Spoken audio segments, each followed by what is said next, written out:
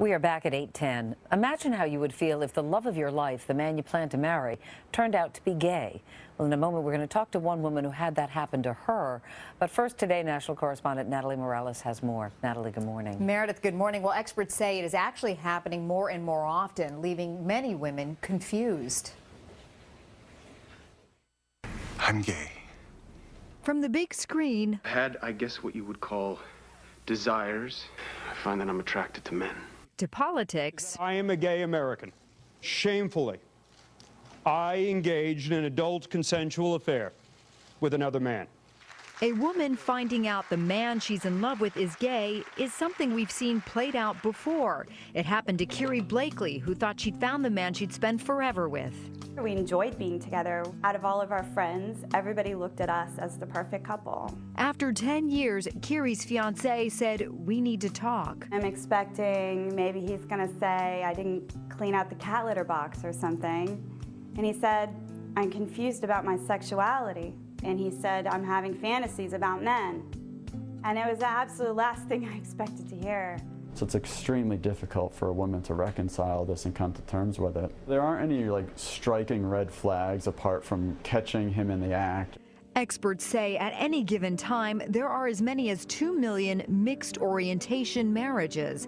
And a new cheating study from the University of Texas shows only 22% of women say they could forgive their male partner's betrayal with another man. But if a woman cheats with another woman, over 50% of men say they would continue the relationship. Women who cheat with other women, it's usually rooted more in an emotional relationship, whereas men who cheat with men, it's almost purely based on something physical and sexual. Kiri says having her fiance tell her he was gay was one thing, but finding out he cheated with another man was another. Him having an affair hurt more than him deciding he was gay. Emotionally, I still struggle with the idea that someone can lie to you and to themselves on a daily basis for so long. Some mixed orientation couples do stay together, but one study estimates that only about 7% who try actually make it long term. Meredith. All right, Natalie, thank you. Kiri Blakely writes about her experience in the new book, Can't Think Straight, a memoir of mixed up love. Gail Saltz is a psychiatrist and Today contributor. Good morning to you both. Good morning. Good morning. Kiri, let me start with you. In the book, you refer to your fiancé as Aaron. That is not his real name. We're not going to disclose what it is. We also offered him the opportunity to come on the show, give his side of the story. He declined, just putting that out there. At the time of your relationship, you say you never had any idea that Aaron was gay, but when you look back now, in hindsight, can you see things that you didn't pick up then? There's a stereotype of how a gay man should look, act, and sound, and he fit none of that. None of that at all. So in that way, no. Okay. He doesn't fit the stereotype. The only thing is our sex life did dwindle over the course of the decade that we were together. It slowed down. But I saw that as a long-term relationship. I thought that was a normal thing that happens. I had other friends who were going through the same situation. So that was really the only clue, if you want to even call that a clue. Yeah. Gail, how often does this sort of thing happen? I mean, according to what Natalie said, quite a bit, but Right. Why would someone want to live a lie for that long? You know, it often starts because they're lying to themselves, because still today, unfortunately, it's hard for people to come out.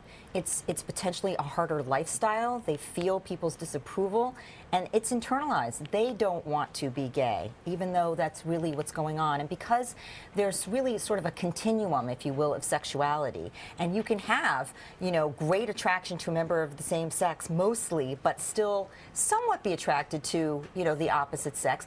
It's not so black and white. It's not so defined. So you can say to yourself, you know, well, maybe this isn't so. I don't want it to be so.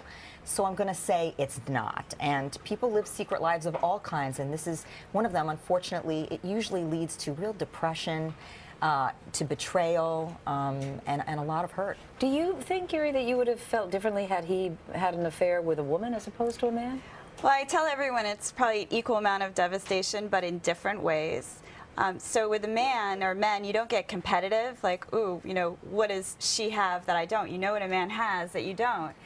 But in another way, I almost felt like I couldn't get as angry because I felt like I had to in some way almost support his choice or his decision, even though he'd been cheating on me.